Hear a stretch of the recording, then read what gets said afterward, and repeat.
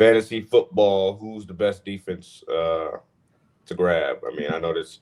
You just pick your poison with it. Sometimes you can land two good defenses depending on where you draft them and how your strategy is. I'll uh I'll start with this. I'm gonna do my top 5 NFL defenses because this is pretty just easy. Number one, the Eagles. I mean, of course, right? Super Bowl Right. champs coming off that hot streak. They still got all these young players. Don't expect them to lose anything. They lost a little bit of offense. Mekhi Becton came to the Chargers. That's nice. And they just lost a few linemen. And they got some back though, so it's okay. Um, Number two, the Ravens. They literally have everyone in the league on their team. So hopefully they can do something with that this year. So number two, the Ravens. That's the second best defense in my You know eyes. what's crazy? The But Ravens are only 89% rostered. yeah, no. So they can still add people on there, you know, Like throughout. they're only 89% rostered on ESPN Fantasy. That's cool. That's wild. I would think it'd be like 99%.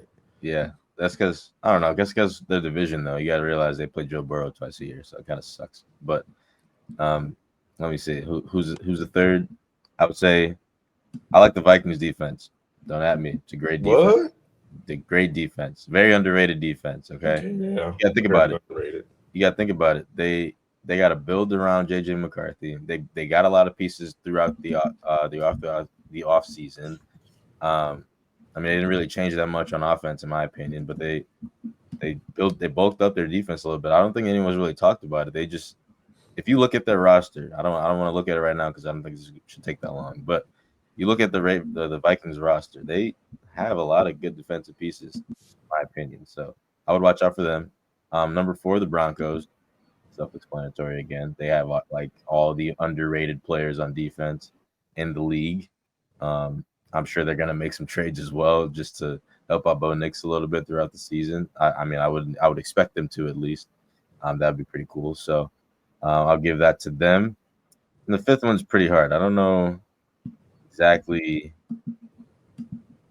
I mean, I wouldn't say that the Niners are kind of washed now. Dallas is still kind of bad with defense. Yeah. Lions still aren't that good at defense. They just have a crazy offense, though. I mean, I'll leave five up to you guys, but I'll just leave that. That's my top four at least. I can't really think of any other team that could stand out for me in fantasy for sure. But yeah, How about the Bears defense? I I'm mean, not gonna say like go up and grab the Bears. Okay, let's grab them as the first as our like starting defense. But when you come into like a bye week or something, depending on who the Bears are playing that week, that might be a good pickup to have. Like, and the crazy thing is that defenses and kickers. I would love to. We can jump into a little bit of that too. Who's the best kicker too? So we won't have to have a whole segment by itself on it. But I don't even know who's the best kicker anymore, dude. I lost track. the best kicker to me, the best kicker is like Corey Dicker for the Chargers. He's ranked number one right now. Cameron Dicker, yeah. Yeah, and then Brandon Aubrey, them two. I think he's the best kicker. He just seems so Aubrey consistent. Aubrey is insane. He has like Who's that six guy that hit the yards. 70-yarder in the preseason on the Jaguars? Oh gosh, I can't even think. He Crazy. might he might be a little good guy to. And people don't understand that defense and Oh, I kicking. forgot a good one. Go ahead. The Texans. That's a Mhm. crazy defense. I forgot that one. The Texans That's have like a a consensus great. top five, I think, among They have analysts. a great. They are ranked probably number one in every category for preseason right now because they have a crazy D line. They have arguably the best cornerback in the world. Next to him is another great cornerback. They have really good linebackers. Will Anderson is just ridiculous. I mean, it's pretty self-explanatory. They did the Chargers pretty bad last year with obviously no help by wide receiver besides Latt McConkey. But that's neither here or there. I just feel like Texans they definitely have a top three defense. That's it. That's one I kind of forgot. That's on me. But yeah, I would say my top five is Eagles, Texans, Ravens, Broncos, Vikings. I can see Steelers because they always are pretty good at defense, but I don't know. I feel like they're kind of old. I don't want to put them top 5 if they're that old. So that's my top 5. And the reason why, like, looking at a defense and looking at who they have and their schedule is a big thing because that defense can sometimes make or break you during the week. Mm. Sometimes that defense can get so high in points to where the other team just can't recover. Especially like your defense play on a Thursday night and they put up 15, 20 points. They have And just a special great, teams. fantastic day. They put up 15, 20 points. You look at that like you already well above numbers already, not even having your main players play. But This is Yeah, crazy. well, The I guess Jair my hate take. sleeping on me, bro. I don't like that. Jair hate is crazy to me. Go ahead.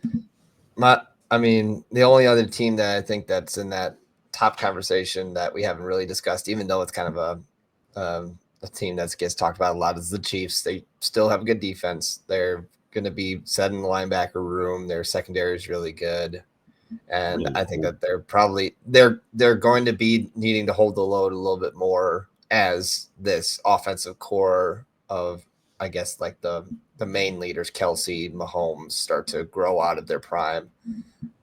But I guess this year isn't really the year that that's going to happen, but they're going to have to step up more. I mean, they obviously, and then the Super Bowl is, I'm sure, certainly a shock to their system as well defensively, where they got rattled quite a bit by Jalen Hurts. And I'm not saying it was all them. Obviously, Cooper DeJean had the pick six. Mahomes had a pretty rough game, but I think that the defense knows that they can't rely on Patrick Mahomes consistently being the number one player in the world anymore. I think that they know that they have to start being able to secure things on their side in order for the Chiefs to go win a Super Bowl. So I think that they'll lock down a little more this year. Chiefs need to worry about their O line before they worry about defense. That was pathetic in the Super Bowl. That O line was.